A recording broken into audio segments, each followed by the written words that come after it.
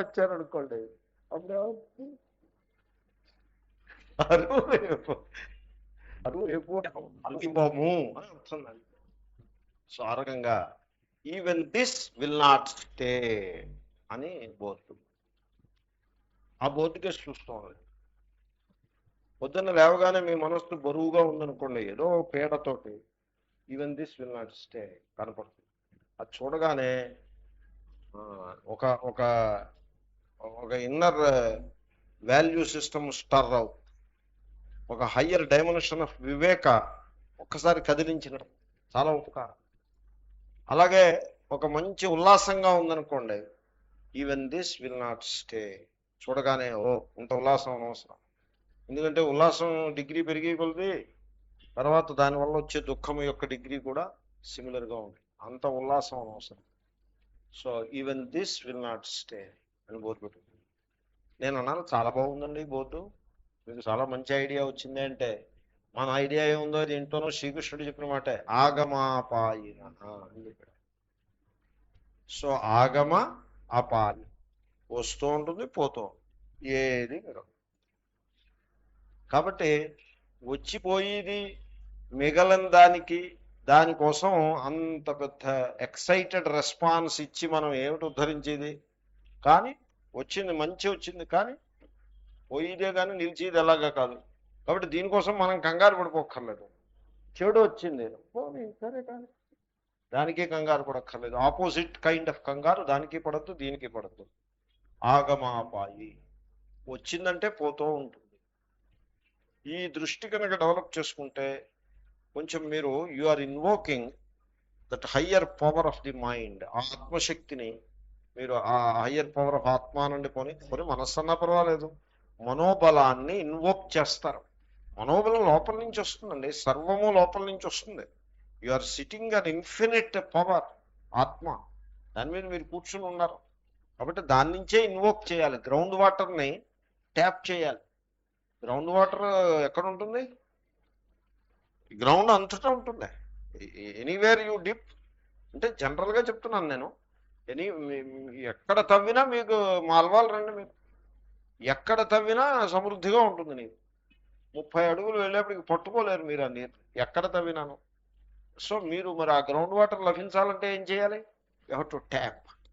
Tap చేయకుండా పైన నిలబడి ఉన్నారనుకోండి, మీకు వాటర్ వస్తుందా? రాదు. ట్యాప్ చేస్తేనే వస్తుంది. అలాగే మనోబలము మీరు ట్యాప్ చేయాల్సి ఉంటుంది.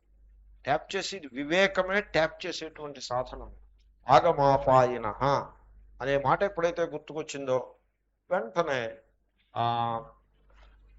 మీకు సహనం వచ్చేస్తుంది.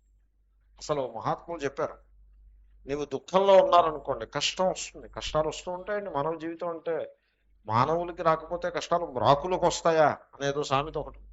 సో మానవ జీవితంలో కష్టాలు వస్తుంటాయి, మ్రాకులకు కూడా వస్తాయి, మనకి తెలియదు. కానీ ఎనీవే కష్టం వచ్చినప్పుడు ఓ మహాత్ముడు ఏమని చెప్పాడు, ఈ సలహా ఎలా ఉందో మీరు ఆలోచించండి. I'm not saying you readily take it for granted అని నేను చెప్పట్లేదు. అంటే విశ్లేషణ మీరు కూడా ఆలోచించి చూడదగ్గ మాట. మీరు అందరూ చాలా పెద్దవాళ్ళు, జీవితంలో బాగా అనుభవం ఉన్నవాళ్ళు. ఒక రకంగా నేనే కుర్రవాడిని ఒక రకంగా చూస్తే, వాట్ ఎవర్. సో సలహా ఏమిటంటే, ఒక కష్టం వచ్చినప్పుడు నీవు వర్తమానంలో ఉండడం మానేసి భవిష్యత్తు గురించి ఆలోచించు అని చెప్తాను. మనం అంతా బాగున్నప్పుడు వర్తమానంలో ఉండడం మానేసి భవిష్యత్తు గురించి ఆలోచిస్తూ ఉంటాం. ఇదో పెద్ద ప్రారంభం. అంతా బాగున్నప్పుడు వీడికి ఎందుకంటే భవిష్యత్తు, తీరు కూర్చుని భవిష్యత్తు ఏమిటని ఎందుకు ఆ ప్రశ్న? హాయిగా ఉన్నవాడు భవిష్యత్తు అని లెక్క వేయడం ప్రారంభించాడంటే బెంగతో నిండిపోతుంది మనసు. ఏం చేసుకుంటావు భవిష్యత్తు? హాయిగా భోజనం చేసావు కదా, కులాసాగా ఉన్నావు, ఏదో రామకృష్ణ అని జపం చేసుకొచ్చి పుస్తకం చూసుకొచ్చి మంచి పని ఏదైనా చేయొచ్చు. భవిష్యత్తు తెలుసుకుని ఏం చేస్తాం? దుఃఖంలో ఉన్నప్పుడు you try to project the mind in to future. ఈ దుఃఖము సంవత్సరం తర్వాత ఎలా ఉంటుందో భావం చేయమన్నారు. ఒకసారి పంటి నొప్పి వచ్చింది నాకు. పన్ను అలా పీడిస్తూ ఉంటుంది. పంటి నొప్పి అన్నది కొంచెం పవర్ఫుల్, వెరీ పెయిన్ఫుల్. ఫిజికల్ పెయిన్కి అప్లై చేయక్కర్లేదు, ఓ రకంగా ఒకప్పుడు అప్లై చేయొచ్చు కూడా. ఫిజికల్ పెయిన్ వస్తే ఊరికే ఇంత మీమాంస అనవసరం. ఏదో మార్కెట్లో వెళ్ళి ట్యాబ్లెట్ కొనుక్కుని వేసుకుంటే సరిపడుతుంది. ఏదో పెయిన్ కిల్లర్స్ ఉంటాయి. అంత పెయిన్ అంతలా అలాగా బాధపడిపోక్కర్లేదు. కొంత సహించాలి. అలా ట్యాబ్లెట్ రెడీగా పెట్టుకుని మింగేస్తూ ఉండడం కూడా మంచిది కాదు. కొంత సహించి ఇంక తప్పనిసరి అయితే ఒక ట్యాబ్లెట్ వేసుకుంటే పోతుంది. బట్ స్టిల్ సహించటం మంచిది. ఫిజికల్ పెయిన్ కూడా టు సమ్ ఎక్స్టెంట్ సహించవచ్చు. సో పెయిన్ వచ్చినప్పుడు సో ఇప్పుడు అలా ఇప్పుడు ఇప్పుడు వర్తమానంలోకి లాక్కొచ్చేస్తుంది మనస్సుని. ఫిజికల్ పెయిన్ అన్నది it pushes you into the present, it fixes you in the present. Present is painful. So ఆ పెయిన్లో మనం నిలిచి ఉంటాం. ఒక గంట తర్వాత దీని పరిస్థితి ఎలా ఉంటుంది అని భావన చేసామనుకోండి, ఎలా ఉంటుంది పెయిన్ గంట తర్వాత ఎలా ఉంటుంది? తగ్గుతుంది. ఓన్లీ ఇది గంట కాకపోతే రోజు. సో ఆ విధంగా ఈ మానసిక దుఃఖం ఉందనుకోండి, just think how it will be after 1 year. అసలు మీరు అలా థింక్ చేసేప్పటికే మీకు ఆన్సర్ వచ్చేస్తుంది. ఏమని? ఇది ఇంత తీవ్రంగా ఉండదు 1 year తర్వాత. ఏదైనా కూడా. ఎందుకంటే ఓ డాక్టర్ దగ్గరికి వెళ్ళాడు ఒకడు. సో ఏదో నొప్పితోటి, గుండె నొప్పో చెవి నొప్పో తలనొప్పో ఏదో వెళ్తే ట్యాబ్లెట్ ఇచ్చాడు. 1 week వేసుకోమని ఇచ్చాడు. రోజు 3 మోతాదుల చొప్పున వారం రోజులు వేసుకోండి అంటే వీడు అన్నాడు వారం రోజులు అయ్యేప్పటికి తగ్గిపోతుందా అన్నాడు. వారం రోజులు అయ్యేప్పటికి మీకు నొప్పి మీకు బాగా అలవాటు అవుతుంది అని చెప్పాడు. తగ్గిపోతుందని కాదు, you will become accustomed to the pain. ఆ అకస్టమ్ అయ్యే వరకు ట్యాబ్లెట్ సహకరిస్తాయి, అకస్టమ్ అయిపోయిన తర్వాత ఇంకా ట్యాబ్లెట్లు అక్కర్లేదు అని చెప్పాడు. సో ఆ రకంగా 1 month 1 year అయిన తర్వాత what would be the nature of the pain మీరు భావన చేశారనుకోండి, అప్పుడు the pain will be there probably, but it will not be that much painful. అది ఇప్పుడు జుట్టు తెల్లబడేప్పుడు మనస్సుకు బెంగగా ఉంటుంది. కొద్ది తెల్లబడ్డప్పుడు బెంగగా ఉంటుంది. 6 మాసాలు ఎంతో. మొత్తం అంతా తెల్లబడిందా, ఇంకా అందాగా ఎలాగా తెల్లబడింది, ఇంకా బెంగే ఉంది, అయిపోయింది. సో ఆ రకంగా ప్రారంభంలో ఉన్న పెయిన్ కొంచెం దూరంగా వెళ్తే ఉండదు. సో ఆ రకంగా భవిష్యత్తు గురించి భావన చేస్తే మీకు దుఃఖం తగ్గేందుకు అవకాశం ఉంది అని ఓ మహాత్ముడు ఎక్కడో అనగా విన్నాను నేను. ఫస్ట్ ఆగమాపాయిన వచ్చిపోతాయి, అనిత్యా అనిత్యములు, నిత్యము కాదు. అసలు ముందు ఆ సత్యాన్ని గుర్తించేప్పటికీ, ఇది అనిత్యము అని తెలిసేప్పటికీ అని గుర్తించాలి. You have to feel it, it is unreal and it is transient అని ఎప్పుడైతే మీరు దృఢంగా ఫీల్ అవుతారో అప్పుడు మీకు సహనశక్తి వచ్చేస్తుంది ఆటోమేటిక్గా. భాష్యకారులు అద్భుతం. యస్మాత్తే మాత్రాస్పర్శాదయ ఆగమాపాయినః ఆగమాపాయశీలాః. సో తస్మాత్ అనిత్యాః. దీన్ని హేతుమద్భావము అంటారు. ఆగమాపాయినః హేతువు, అనిత్యాః హేతుమత్. అంటే ముందు కాజు వెంటనే ఎఫెక్ట్, కాజ్ ఎఫెక్ట్ అలా ఉంటుంది. హేతుమద్భావం. సో ఆగమాపాయినః వచ్చిపోతూ ఉంటాయి కాబట్టే అనిత్యములు. కాబట్టే అనే పదం అక్కడ ఉండదు, ఉండకపోయినా ఉన్నట్లే. సో యస్మాత్ తస్మాత్ అది పెట్టారుగా. యస్మాత్ ఇంచేతన ఎందువలనైతే తే అవి ఏమిటవి? మాత్రాస్పర్శాదయ. మాత్రాస్పర్శలు శీతోష్ణాలు సుఖ దుఃఖాలు. మాత్రాస్పర్శ ఎంతసేపు ఉంటుంది? కొద్దిసేపు ఉండిపోతుంది.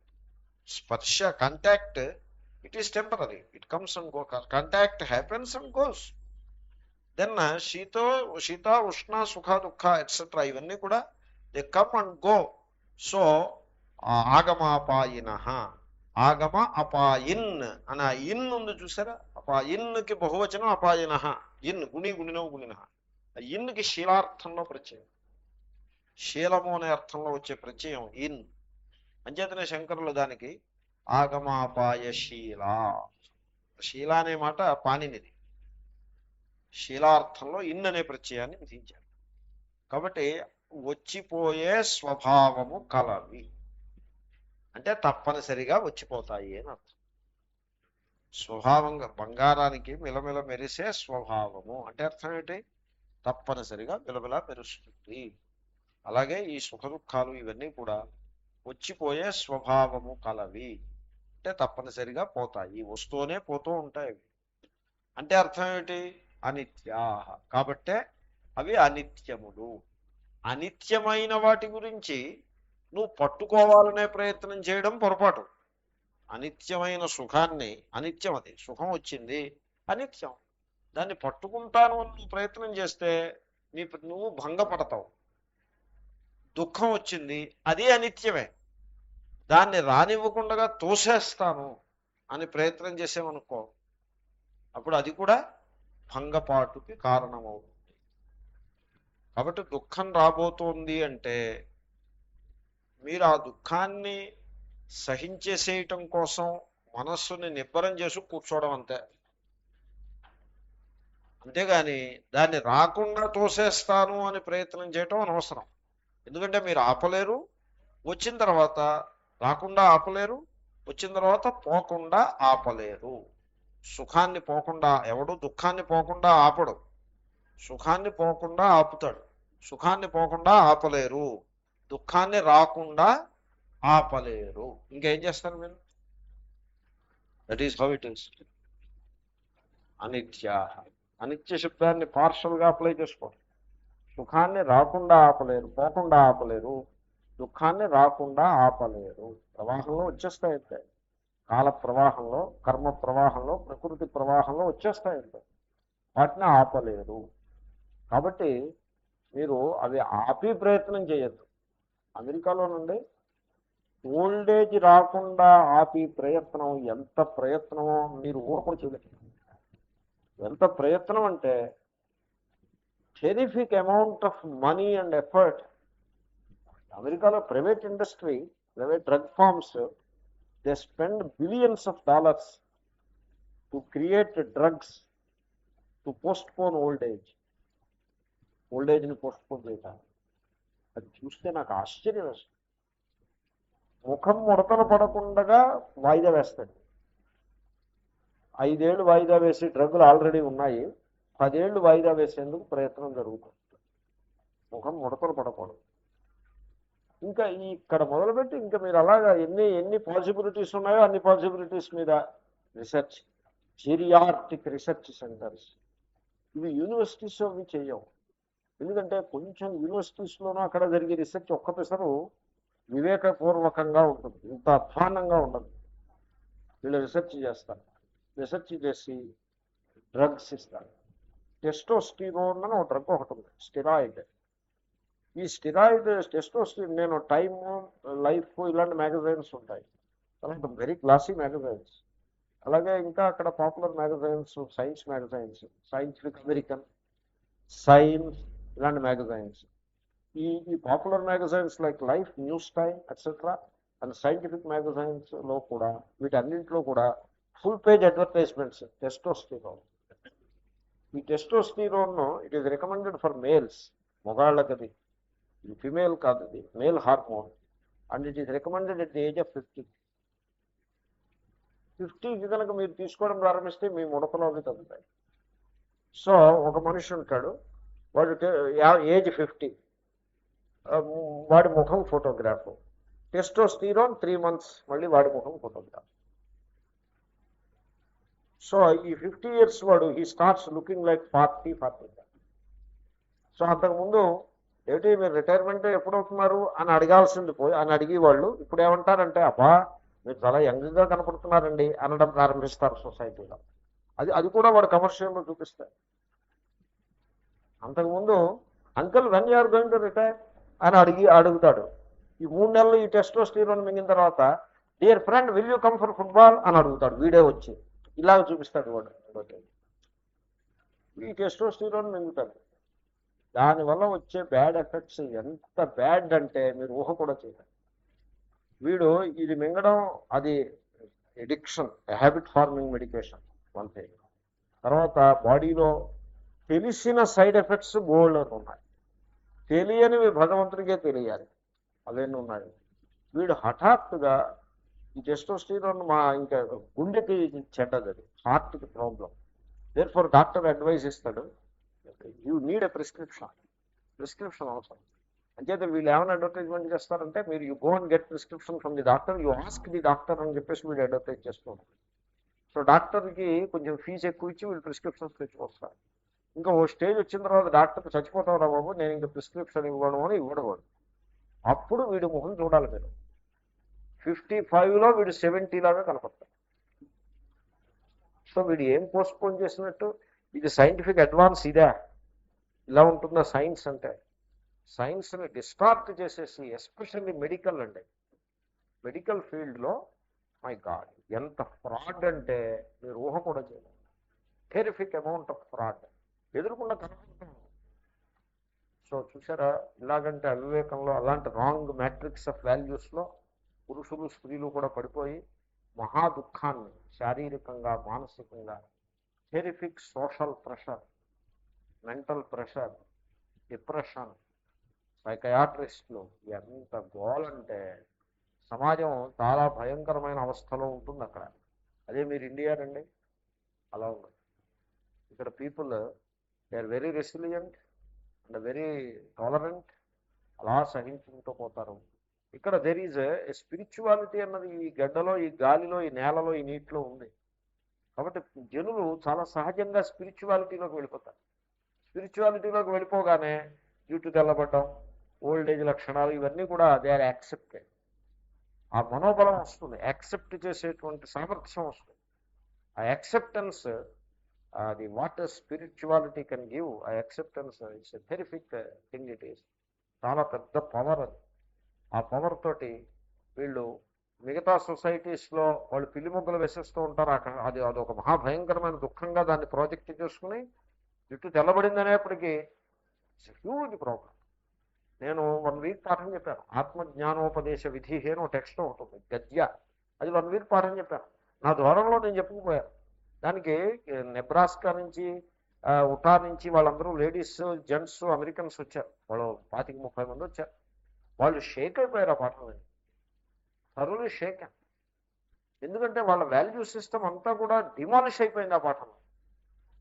వాళ్ళు కళ్ళ నీళ్ళ పర్యంతం అయిపోయి వాళ్ళు నా దగ్గరికి వచ్చి, ఏమండి మరి what do advisers, this is how we're living. ఎందుకంటే చాలా సిన్సియర్ పీపుల్. ఒక ఆమె చెప్పింది నాతో, she was injecting some liquids to prevent, ఈ ముడతలని ప్రివెంట్ చేయడానికి లిక్విడ్స్ని ఇంజెక్ట్ చేసుకుంటూ ఉంటున్నారు. ఆ లిక్విడ్ని ఇక్కడ ముడత ఇలా ఇక్కడ పడిందా, ఇక్కడ అక్కడ పడుతుంది. దానికి మళ్ళీ మూడు రీసెర్చ్, ఇక్కడ పడుతుందా అక్కడ పడుతుందంట. మనం గమనించను కూడా గమనించాం. సో అక్కడ స్లోగా దే ఇంజెక్ట్ లిక్విడ్. ఇంజెక్ట్ చేస్తే 1 month 2 months దాకా ముడత ఉండదు. ఆ తర్వాత మళ్ళీ ముడత వస్తుంటే తెలిసిపోతుంది, మళ్ళీ ఇంకో లిక్విడ్ ఇంజెక్ట్ చేయాలి. They do that. Can you believe it? ఇదంతా రీసెర్చ్. ఎంత అవివేకం అంటే ఇంకా పరాకాష్ఠకి చెందిన అవివేకం. మోడర్నిటీ అంటే ఇలా ఇడిచింది మోడర్నిటీ.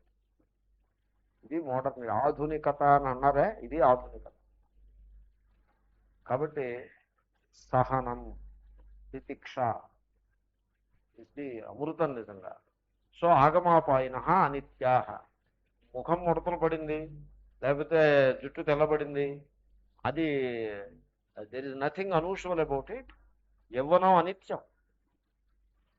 సో శరీరంలో బలం, శరీర దార్ఢ్యం అనిత్యం, సర్వము అనిత్యం. కాబట్టి దాన్ని అనిత్యమని గుర్తించేసి చక్కగా సహించేసేయటం. ఇంకా అంతకంటే సహనం నేర్చేసుకోవటం. సహనం నేర్చుకోవటం అంటే ఎలాగంటే వివేకపూర్వకమైన సహనంలో you will lose sight of it soon. అసలు అటువంటిది ఒకటి జరుగుతోందనే సంగతే మీకు తెలియదు. చాలా సహజంగా మీరు you will be at peace. So ఈ మార్పులు శరీరంలో, మనస్సులో అనేక మార్పులు, కుటుంబంలో, సమాజంలో అలా మార్పులు వస్తూ ఉంటాయి, పోతూ ఉంటాయి. కొత్త కొత్త పాత మార్పులు, కొత్త అంత పాత పోతూ ఉంటుంది, కొత్త వస్తూ ఉంటుంది. కొత్త వస్తూనే పాత అయిపోతుంది, ఇంకోటి వస్తూ ఉంటుంది. ఈ మార్పులన్నింటినీ కూడా అవి ఏమీ కూడా మిమ్మల్ని విచలితుడిని చేయవు. మీరు నిశ్చలంగా ఉండిపోతారు. అదే ఆనంద స్థితి. సో తాం స్థితిక్షస్వ భారత. భాష్యం ఉందాము. తస్మాదనిత్య అతః తాన్ శీతోష్ణాదీన్ తితిక్షస్వ ప్రసహస్వ. సో ఆ శీతోష్ణ తాం స్థితిక్షస్వ, వాటిని సహించు. చక్క ప్రా అని కూడా అన్నారు. అంటే సహనంలో కొంచెం బలం ఉంది. తితిక్షని మీకు నేను మనవి చేశాను. కొంచెం బలమైన పటిష్టమైన సహనము తితిక్ష. ఆ పదానికి ఆ బరువు ఉంది. It's very powerful word. అంచేతనే ప్రసహస్వ అని వేశారు. సో నీవు కొంచెం కష్టమైన తాత్కాలిక ఆరంభంలో కొంచెం ఇబ్బంది అయినా సరే దాన్ని సహించటం అలవాటు చేసుకో. ఏమిటి సహించడం అంటే ఏమిటి? తేషు హర్షం విషాదంచ మా కార్షీ ఇత్యర్థ. సో సుఖ దుఃఖములు వచ్చినప్పుడు శీతోష్ణాది రూపంగా వస్తాయి, వాటెవర్. సుఖ దుఃఖములు వచ్చినప్పుడు వాటి యందు హర్షమును గాని విషాదమును గాని చేయవద్దు. హర్షము అంటే a very intense positive response of the mind. విషాదము అంటే ఈక్వల్లీ ఇంటెన్స్ నెగిటివ్ రెస్పాన్స్. హర్షం మంచిది కాదు. హర్షం అంటే ఆనందం, ఆ సుఖానుభూతిని పట్టలేకపోవుట, అది హర్షం. హర్షం చాలా చెడ్డది, విషాదం చాలా చెడ్డది. విషాదం మనిషిని కృంగదీసేస్తుంది, ఏ పని చేయలేకపోతాడు. సో నేను ఒకప్పుడు మ్యాథమెటిక్స్ ప్రొఫెసర్ ఒక ఆయన ఉన్నారు. నేను ఆయన దగ్గరికి వెళ్ళాను, ఏదో చిన్న డౌట్ ఉండి వెళ్ళాను, మ్యాథమెటిక్స్కి సంబంధించి డౌట్. ఆయన కనుక ఒక్క పిసరు మనస్సు ప్రశాంతంగా ఉంటే నిమిషంలో నాకు చెప్పేస్తారు. నేను వెళ్ళి మాస్టర్ ఇది చూడండి అంటే ఆయన ఉండండి సార్, ఇప్పుడు నన్ను మీరు ఏమీ డిస్టర్బ్ చేయకండి అని విసుక్కున్నాడు ఆయన. ఎందుకంటే అలా విసుక్కుంటున్నారు ఆయన? చిన్న విషయానికి కూడా ఏమిటా అని కొంచెం గమనిస్తే తేలింది ఏమిటంటే హీజ్ అండర్ ఇంటెన్స్ ఇంటెన్స్ అన్హ్యాపీనెస్లో ఉన్నారు ఆయన. సో అంటే ఆ మనస్సు ఆ స్థితిలో నిరుత్సాహంలోకి కృంగిపోయే స్థితికి, డిప్రెషన్లోకి వెళ్ళిపోతే అతి సామాన్యమైన విషయం కూడా వాళ్ళు మనస్సు దాని మీద పెట్టలేరు, చాలా ఇరిటేటింగ్గా తయారైపోతారు, లోపల ప్రెషర్ బాగా పెరిగిపోతుంది. సో బాడీలో biochemistry of the entire body change అయిపోతుంది. చాలా సైకోసొమాటిక్ డిసీజెస్ అని. సైకో అంటే మనస్సు, సోమా అంటే బాడీ. సో మనస్సులోంచి బాడీలోకి వచ్చేస్తాయి ఈ అనారోగ్యాలన్నీ. బీపీ అలాంటిదే, ఎసిడిటీ అలాంటిదే, తర్వాత హార్ట్ ప్రాబ్లం, ఇంకా other kinds of heart problems అన్నీ. ఈవెన్ ఈ మధ్యకాలంలో ఆర్థరైటిస్ కూడా అలాంటిదే అని చెప్తున్నారు. ఆర్థరైటిస్ నేను అనుకునేవాడిని కొంచెం ఫిజికల్, అది ఫిజికల్ ఏం కాదు, అది కూడా మెంటలే. ఇంకా ఏమంటున్నారంటే స్కిన్ డిసీజెస్ అన్నీ కూడా మెంటల్ అని అంటున్నారు. ఇంకా that is the most unexpected thing. స్కిన్కి మనస్సుకి సంబంధం అంటే ఆశ్చర్యం. సో సోరియాసిస్ అని ఒక డిసీజ్ ఉంది, దాన్ని మెడిటేషన్ వల్ల తగ్గుతుంది అని చెప్తున్నారు. మెడిటేషన్ అంటే ఏమన్నా, మీరు మెడిటేషన్ ఏం చేస్తారు? చాలామంది మెడిటేషన్ అంటారు. What meditation you will do? మీరు కూర్చుంటారు, మనస్సు ఏమో నిలబట్టలేదని మళ్ళీ కంప్లైంట్ చేస్తూనే ఉంటారు. ఏం మెడిటేషన్ చేస్తారు? మెడిటేషన్కి ఏమీ కంగారు లేదు, ముందు సహనం నేర్చుకోండి, తితిక్ష నేర్చుకోండి. మీరు తితిక్షని అభ్యాసం చేసి చూడండి, మీరు ఏ మెడిటేషన్ చేయక్కర్లేకుండా మనస్సు మెడిటేటివ్గానే ఉంటుంది. కొత్తగా మెడిటేషన్ ఏం చేయక్కర్లేదు, ఎందుకంటే మనస్సులో ఉండే చలనం అంతా హర్ష విషాద రూపంగా ఉంటుంది. సో మీ వాల్యూ సిస్టమ్ని కేర్ఫుల్గా రీఆర్గనైజ్ చేసుకుని హర్షాన్ని విషాదాన్ని పక్కన పెట్టి కేవలము సహనము అంటే యాక్సెప్ట్ చేయటం అంతే. సుఖం వచ్చిందనుకోండి, భగవత్ ప్రసాదంగా యాక్సెప్ట్ చేయటం. ఈ ప్రసాద బుద్ధి తర్వాత వస్తుంది.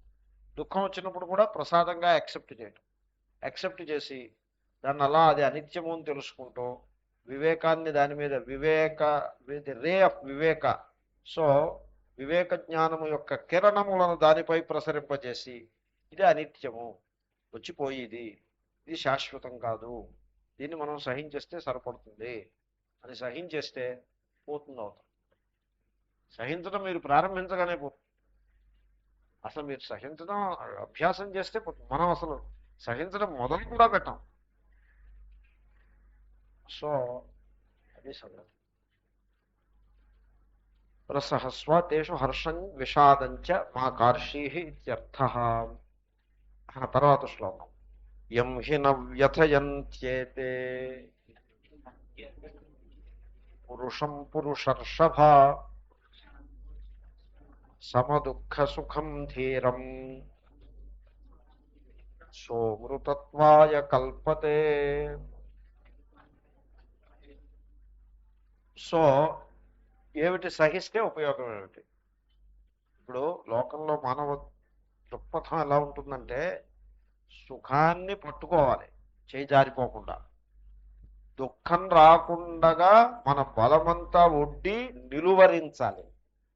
అది తెలివితేటలుగానే వచ్చి సుఖాన్ని రాని, పోయి సుఖాన్ని పోని, వచ్చి దుఃఖాన్ని రాని పోని దుఃఖాన్ని పోని అని అలా సహించుతూ కూర్చుంటే ఏమిటి ఒరిగినట్లు? ఏమిటి పురుషార్థం? ఏమిటి దాంట్లో పురుషార్థం ఏమిటైనా ఏదైనా ఒకటి చెప్పండి. అంటే మోక్షమే పురుషార్థం. ఇంకా అంతకంటే ఇంకేం కావాలి? ఇంకా సర్వోత్తమమైన సర్వోత్కృష్టమైన పురుషార్థం మీకు ఫలంగా లభిస్తుంది. ఇది గీత యొక్క టీచింగ్ ఇలాగే ఉంటుంది. మీకు మీరు కర్మకాండలోకి వెళ్ళారనుకోండి, మీరు అగ్నిష్టోమం అనే క్రతువు చేస్తే మీరు స్వర్గానికి వెళ్తారు. ఓకే, దానిపైన మహాగ్ని చేయనము అనే క్రతువు అది ఎందుకండో? మేము స్వర్గానికి వెళ్తాం కదా, అగ్నిష్టోమం చేస్తే మళ్ళీ ఇంకేదో క్రతువు అంటున్నారు ఏమిటి అంటే, ఈ స్వర్గంలో కొద్ది రోజులే ఉంటారు. ఓ అలాగా, స్వర్గంలో చాలా కాలం ఉంటే ఏం చేయాలి? ఇగో ఈ మహాగ్ని చేయనం అనే క్రతువు చేసుకోవాలి. ఓకే, ఇంకో అదే అయిపోయిందంటే మళ్ళీ వాజపేయము అని ఇంకొక, మళ్ళీ అది ఎందుకంటే ఇంకా స్వర్గంలో ఇంకా ఉన్నతమైన స్థానం. ఈ విధంగా ది ఎంటైర్ రిలీజియస్ లిటరేచర్, అసలు లిటరేచర్ అలాంటి పెట్టండి, స్పెసిఫిక్ ఎగ్జాంపుల్స్ అలాంటి పెట్టండి, ఎంటైర్ అప్రోచ్ ఎలా ఉంటుందంటే, మీరు ఏదైనా ఒక ఉన్నత స్థితిని చేరుకోవాలంటే ఏదో ఒక పెద్ద గొప్ప యజ్ఞ యాగాది క్రతువులను చేయటమో, లేకపోతే ఒక పెద్ద తీర్థయాత్ర చేయటమో, అయితే ఒక పెద్ద పుణ్యతీర్థాల్లో స్నానాలు చేయటమో, అలాంటిది ఏదో ఒకటి చేస్తే మీకు ఉన్నత స్థితి కలుగుతుంది అనే యాటిట్యూడ్లో ఉంటారు. అంతేగాని జీవితంలో వస్తే సుఖ దుఃఖాలు వస్తాయని ఎవరికి తెలియని సంగతి ఇది. ఆ వచ్చే సుఖ దుఃఖాలని మీరు కేవలము సహన శక్తితోటి వాటిని సహించేస్తూ వివేక బలంతో అవి అనిత్యములని తెలుసుకుని ఏదో కింద మీద పడి సహించడం మీరు నేర్చేసుకుంటే దాని ద్వారా మోక్షం వస్తుందంటే ఇది ఎలా ఉంది? ఈ అసలు ఈ బోధ ఎంత విడ్డూరంగా ఉందో చూడండి. Don't you find it is a most unexpected kind of teaching it is. ఏదో పౌండరీక యాగం చేస్తే మోక్షం వస్తుందంట, అబ్బో అలాగా అని అనిపిస్తుంది. అలా కాకుండా మీరు సుఖ దుఃఖాలను సహించేస్తే మోక్షం వచ్చేస్తుందంటే ఇది ఏమన్నమాట? చాలా విలక్షణమైన టీచింగ్. సో కర్మకాండలో చెప్పే పద్ధతి వేరే ఉంటుంది. సో అక్కడ సర్వస్యాప్త్యై సర్వస్య జిత్యై సర్వమేవ తేనా ఆప్నోతి సర్వం జయతి. సో అశ్వమేధ యాగం చేసినట్లయితే సర్వమేవ తేనా ఆప్నోతి సర్వం జయతి. పర్యాప్త్య అనంతరాయాయ, పర్యాప్తి అంటే పూర్ణమైన సుఖాన్ని మీరు పొందుతారు, భోగాల్ని పొందుతారు. అనంతరాయాయ అంతరాయములు లేని భోగాల్ని, స్వర్గ సుఖాన్ని పొందుతారు, సర్వ సుఖాల్ని పొందుతారు, సర్వ లోకాల్ని మీరు జయిస్తారు. సర్వమేవ తేనాప్నోతి సర్వం జయతి. ఏమిటది తేనా అంటే? ఏమిటా తత్? అది ఏమిటది? అశ్వమేధ యాగం, అశ్వమేధము అనే యజ్ఞం. అలా చెప్తారు అక్కడ. ఇక్కడ ఇక్కడ చెప్పేది ఎలా ఉంది? ఇది ఎలా ఉందంటే, ఏదో నార్మల్ రొటీన్ లైఫ్లో మనం ఒక వాల్యూని తెచ్చుకుంటే మోక్షం వచ్చేస్తుందని చెప్తాం. దిస్ ఈజ్ సంథింగ్ వెరీ అనూష్వం గీతా టీచింగ్. అంటే మోక్షం, ఇప్పుడు మోక్షం ఎక్కడో ఉందనుకోండి, మరి ఎక్కడో ఉన్న మోక్షాన్ని తీసుకురావడానికి అశ్వమేధం అంతటి గొప్ప యజ్ఞం అవసరమే? ఏమిటిది? సహనం నేర్చుకుంటే కొంచెం సహనంగా ఉండవా నీకు మోక్షం వచ్చేస్తుంది అంటాడు ఈయన. అంటే మోక్షము ఆత్మరూపమై ఉండాలి. అంత దూరంగా ఉన్న మోక్షాన్ని మీరు ఆత్మగుణములు అంటారు వీటిని. మనస్సులో ఉండే వాల్యూస్ని బట్టి తెచ్చేసుకోవడం ఎలా సాధ్యపడుతుంది? అలా సాధ్యపడదు. కానీ మోక్షము ఆత్మరూపంగా ఉంటే మటుకు సాధ్యమే. అది సంగతి. ఎనీవే, సో దీనికి ఈ అంటే సహనము, తితిక్ష కనుక మీరు నేర్చుకుంటే మీరు మోక్షాన్ని పొందుతారు. అంచేతనే ఈ ఉపనిషత్తుకి ఆ మొదటి శ్లోకంలో ఉండే తితిక్షని రెండో శ్లోకంలో ఉండే అమృతంతో కలిపి దానికి తితిక్షామృతోపనిషత్తుని పేరు పెట్టారు. సో సహా అమృతత్వాయ కల్పతే. దాని మీద అవతారికి కూడా అలాగే రాస్తున్నారు ఆయన. చూడండి, శీతోష్ణాదీన్ సహత కిం స్యాద్ ఇది శృణు. శీతోష్ణాదులను సహించి వాడికి ఏమిటి ఒరుగుతుంది? కిం స్యాత్. కిం స్యాత్ అంటే ఒక్క పిసర వెటకారంతో కూడిన ప్రశ్న. ఏమిటి ఒరిగేది? ఏమిటవుతుందండి? చలేస్తుంటే కప్పుకోవడం మానేసి అలా కాలం ఒకటి మీద మేము అలా వణికిపోతూ కూర్చునే వాళ్ళం చలేసినప్పుడు కార్తీక మాసంలో తెల్లవారుజామున. ఏమిటైంది? వేడి వస్తుందనుకోండి, అలా సహించేయడం దాన్ని. వేడిని అలా సహించేయడమే అంతే. అయ్యబాబో ఈ వేడి మేము ఉండలేమండో, మీరు వెంటనే ఎయిర్ కండిషన్ పెట్టించేయండి అని అక్కడి నుంచి పారిపోవడం ఓ పద్ధతి. దాన్ని అలా సహించేస్తూ ఉండడం. ఏమిటైంది? ఎయిర్ కండిషన్ పెట్టుకున్నవాడు హాయిగా ఉన్నాడు, అలా సహించేసిన వాడికి ఏమైంది అని మీరు అలా భ్రమపడతారేమో. It's not like that. ఆది శబ్దం కేవలం శీతోష్ణాలే కాదు, శీతోష్ణాలను కూడా మనం ఇంక్లూడ్ చేసుకోవాలి. శీతం నుంచి బయట పారిపోయే అంటే ఫుల్ హార్డీగా ఉండకూడదు. అంటే ఫ్రాస్ట్ బయట వచ్చి శీతంలోకి వెళ్ళిపోవడం, లేకపోతే సన్ స్ట్రోక్ వచ్చి హాస్పిటల్లో జాయిన్ చేసి ఎండలోకి వెళ్ళిపోవటం, అలా ఉండమని అభిప్రాయం కాదు. With in reasonable limits complaint చేయటం మానేసి, మనస్సు చెడగొట్టుకోవడం మానేసి చక్కగా సహించేయటం. కొంతమంది ఏం చేస్తారంటే సీజన్స్ని తిట్టేసుకుంటూ బతుకుతారు. శీతోష్ణాదీన్ సహత అన్నారు, అందుకోసం నేను చెప్తాను. సో వర్షాకాలం వస్తే వర్షాన్ని తిట్టుకుంటారు. వర్షాన్ని న్యూస్లో తిరుగుతూ ఉంటాడు వాడు. వర్షం పడనంతసేపు ఇగో వర్షం పట్టలేదని ఎంత హడావిడినే చేసేస్తాడు. తీరా వీడు హడావిడి 15 రోజులు చేసిన తర్వాత 16వ రోజున ఓ దిక్కు వాన పడగానే అదిగో ట్రాఫిక్ జామ్ అయిపోయింది, లో లయింగ్ ఏరియాస్ నీటితో నిండిపోయాయి అని ఇంకా పెద్ద హడావిడి. ఈ వర్షాల మూలంగా మన సమాజం అతలాకుతలం అయిపోతుంది. సో వెంటనే ప్రభుత్వం వచ్చేసి ఏదైనా ఏర్పాట్లు చేయాలి. ఏం ఏర్పాట్లు చేస్తారు? ప్రభుత్వం అసలు అది నిద్రపోతూ ఉంటారు వాళ్ళు అసలు నిద్ర లేవడానికే మనం వెళ్ళి లేపాలి. వాళ్ళు ఏం ఏర్పాట్లు చేస్తారు ప్రభుత్వం? సో కృత్రిమ వర్షాలు కురిపించాలి అన్నారు. ఓకే, కురిపించండి. దానికి ఒక రేడార్ ఒకటి కావాలి. ఒక రేడార్ ఎక్కడుంది? జర్మనీలో ఉంది. సరే, అయితే దానికి ఆర్డర్ పెట్టండి. ఆర్డర్ పెట్టాలంటే టెండర్ పిలవాలి. మొత్తానికి ఈ టెండర్ దగ్గర మొదలు పెడతారు. ఈ టెండర్ అన్నది ఈ చుట్టుపక్కల ఎక్కడైనా దొరికిదైతే వీళ్ళు లంచాలు ఇచ్చేసి మేము సప్లై చేసేస్తామని వీళ్ళు తయారైపోతారు. అది ఆ రేడార్ ఇక్కడ ఎక్కడా లేదు. డాప్లర్ రేడారో ఏదో అది జర్మనీలోనే ఉంది. కాబట్టి మొత్తానికి టెండర్ అక్కర్లేదు, ఏమక్కర్లేదు, ఆర్డర్ బారాయండారా బాబు అని మొత్తానికి దానికి ఆర్డర్ వేశారు. అది బొంబాయి వచ్చి కూర్చుంది. అది ఇప్పుడు బొంబాయిలో ఉంది. అరే, అది ఇప్పుడు అనంతపురం రావాలి. అది అనంతపురం వచ్చాక వీళ్ళు కృత్రిమ వర్షాలు కురిపించే ప్రయత్నం మొదలెడతారు. మరి గత 2 నెలల నుంచి ఏం చేస్తున్నారు? ఆ రేడార్ని ఇప్పటికి తెచ్చుకుందాం మరి ఈ వాటికి. అంటే మరి గవర్నమెంట్ ఆ గవర్నమెంట్ కృత్రిమ వర్షాలు కురిపించాలనుకున్న గవర్నమెంట్ రేడార్ బొంబాయిలో ఉంది అని అదొక హేతువుగా చెప్పి బొంబాయిలో ఉన్న రేడార్ అనంతపురం రావడానికి ఎంత టైం పడుతుంది? సరిగ్గా ఓ లారీ మీద ఎక్కించి తీసుకొస్తే 24 hours లోపల వస్తుంది. అది గత 2 రోజుల నుంచి అదే న్యూస్. 2 రోజుల నుంచి కాదు, వారం రోజుల నుంచి. వాళ్ళు ఏం చేస్తారండి? What they can do government, what it can do. But state government if at all central గవర్నమెంటే అలా ఉన్నప్పుడు ఇంకా స్టేట్ గవర్నమెంట్ ఇంకేం చేస్తుంది? కాబట్టి సీజన్స్ని తిట్టుకుంటూ బతకటం పొరపాటు. సీజన్స్ని తిట్టకూడదు, వర్షాన్ని తిట్టకూడదు, ఎండని తిట్టకూడదు, చలిని తిట్టకూడదు. ఈ తిట్టడం అన్నది ఒక ప్రెషర్ ఇన్సైడ్, అంటే సహించలేకపోవడం నుంచి వచ్చిన ప్రెషర్. కాబట్టి సుఖ దుఃఖాలే అక్కర్లేదు. మనం శీతోష్ణాల విషయంలో కూడా మనం నేర్చుకోవాల్సి ఉంది. శీతమును సహించేయడం అలాగా, ఉష్ణాన్ని సహించేయటం విత్ ఇన్ లిమిట్స్. సో మే వస్తుందనుకోండి, బెంగ పెట్టుకుంటే ఏమైనట్టు?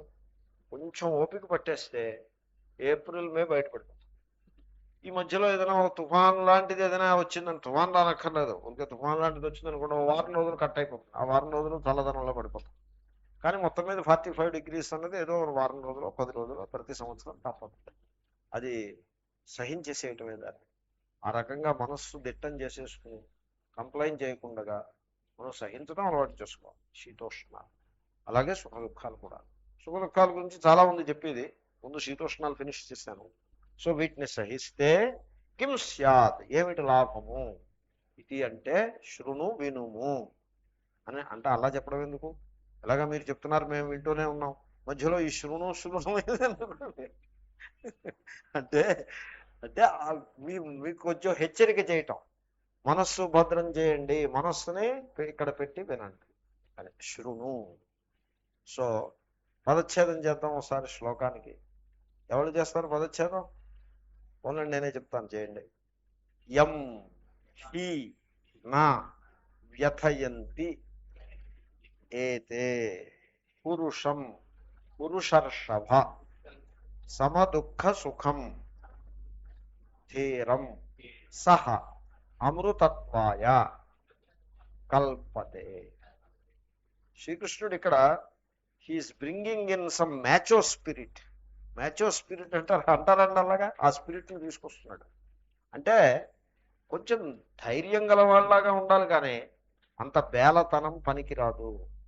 ఆ మ్యాచో స్పిరిట్ని కూడా తీసుకొస్తున్నాడు. హే పురుషర్షభ, సో నీవు గొప్ప వీరాధి వీరుడు కదయా అర్జున అని అతనిలో ఉండేటువంటి ఆ స్వాభిమానాన్ని కొంత రెచ్చగొట్టే ప్రయత్నం చేస్తున్నాడు.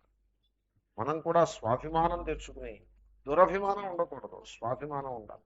స్వాభిమానంతో మనం, అరే మనం మనుష్యులం, పశువులం కాదు, వివేకం గలవాళ్ళం.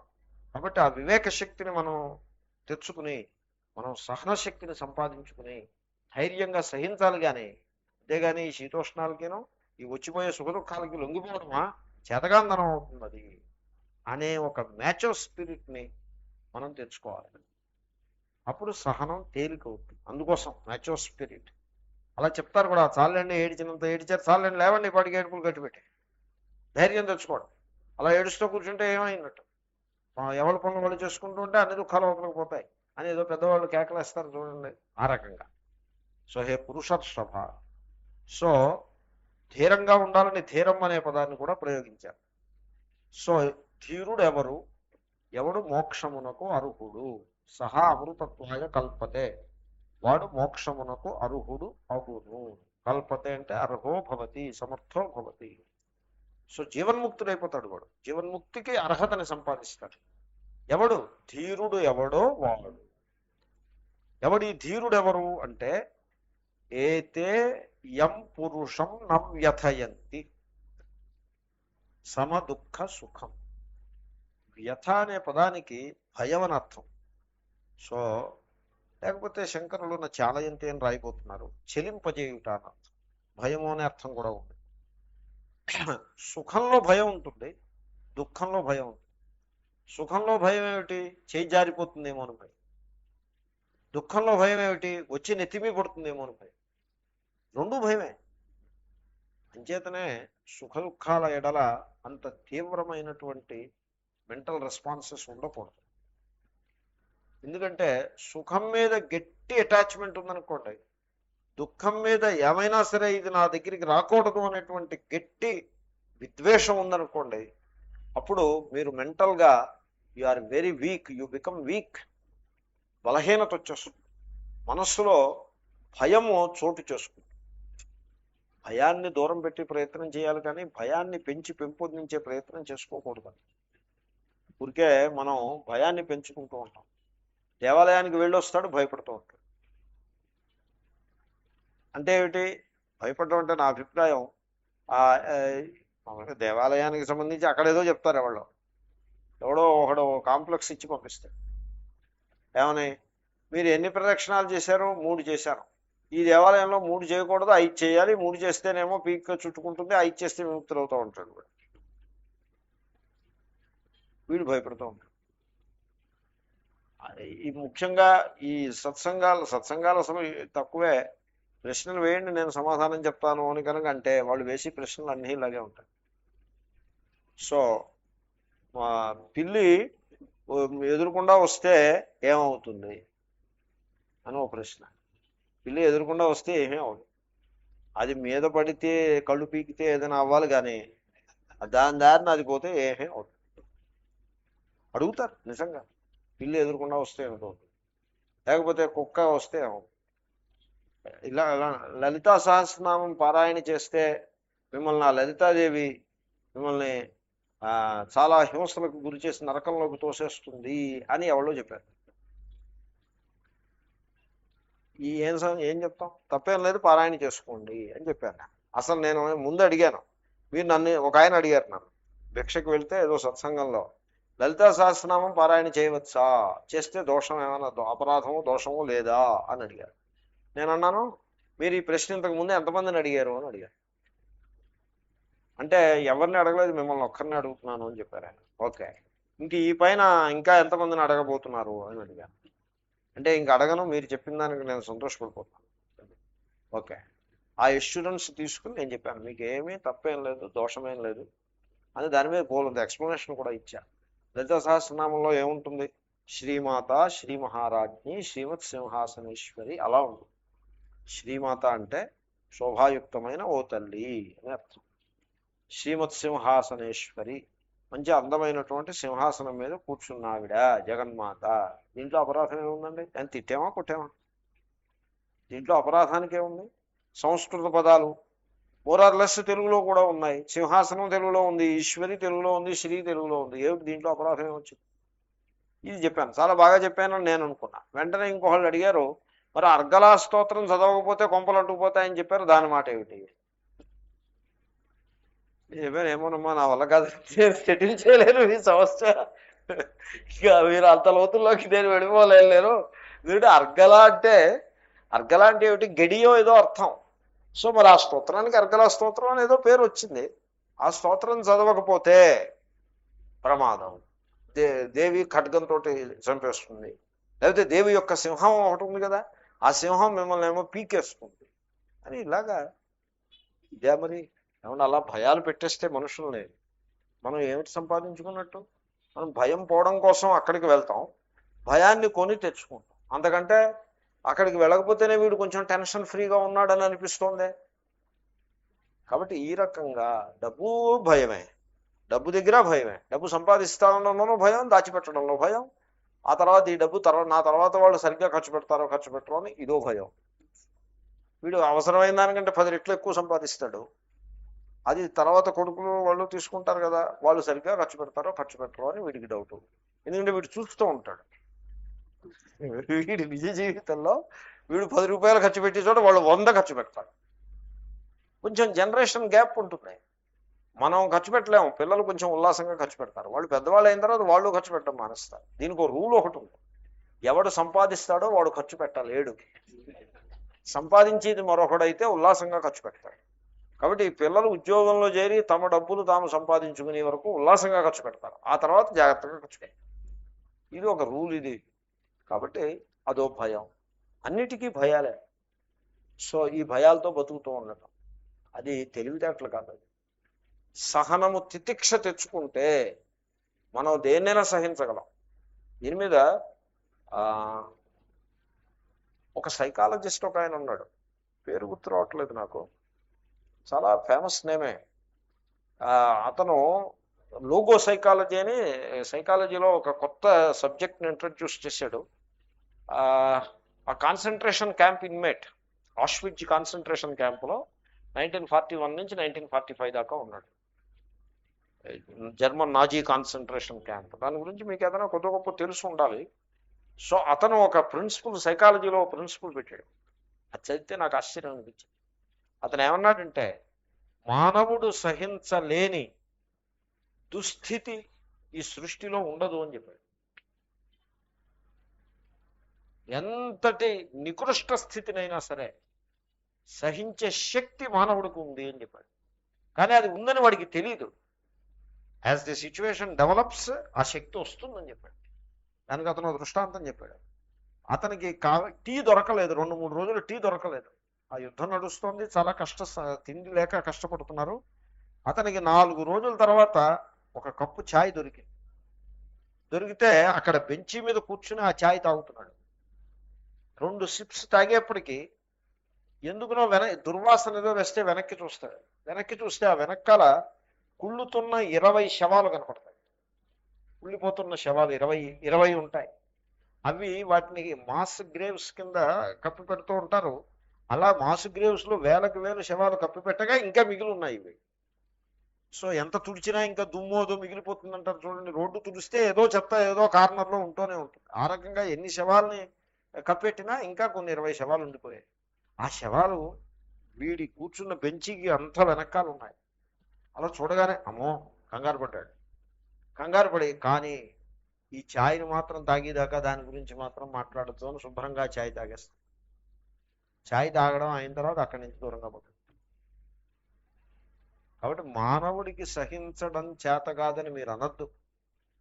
మానవుడికి తన శక్తి తనకు తెలియదు. భయంతో తన శక్తి విషయంలో తానే అజ్ఞానిగా ఉండిపోతాడు. మానవుడికి ఎంతటి కఠినమైన స్థితినైనా సహించేటువంటి సామర్థ్యం మానవుడికి ఉంది. నేను కాన్సన్ట్రేషన్ క్యాంప్ ఇన్మేట్గా నేను చెప్తున్నాను. అని అతను సైకాలజీలో రాస్తాడు. సో అతని పేరేమో నాకు గుర్తు రావట్లేదు. సో కౌఫ్మన్ ఏదో ఉంది, జూయిష్ సైకాలజిస్ట్.